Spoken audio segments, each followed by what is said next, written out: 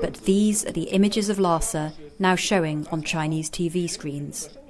Beijing can no longer pretend that the unrest never happened. Instead, it's launched a massive publicity drive to explain its side of the story.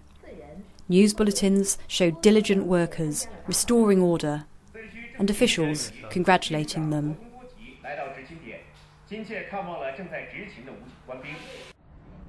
China's determined that nothing will embarrass it in its Olympic year, as Premier Wen Jiabao made clear.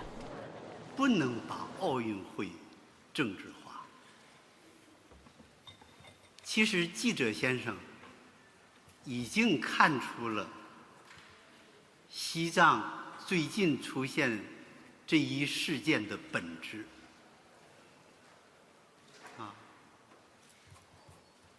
他们就是想煽动、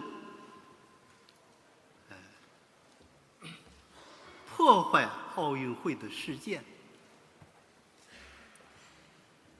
来企图达到他们不可告人的目的。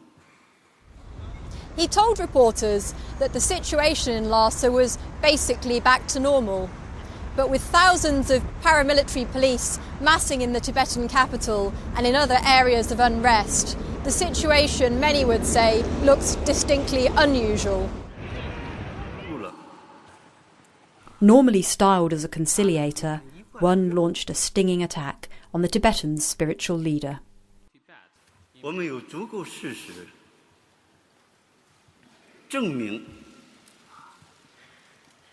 这起事件是由达赖集团有组织、有蓄谋、精心策划和煽动起来的。 But in exile in northern India, the Dalai Lama denied inciting unrest. As early as 87, again, this very room, the British journalist Jonathan Mursky, I interviewed here, and he asked me, if you see things become out of control, violence, then what do you do? Then I categorically read. Immediately I told, if things become out of control, then my only option is complete resign. Tibetan exiles around the world say Beijing is already cracking down, with mass arrests and even claims of killings. But tight controls in Tibet and other provinces mean outsiders simply don't know what's really going on. What's clear is that protests are overshadowing what China hoped would be a year of glory. The Olympics were intended to highlight China's very real achievements over the last few decades. Instead, they seem to be turning a spotlight on issues which Beijing would rather avoid.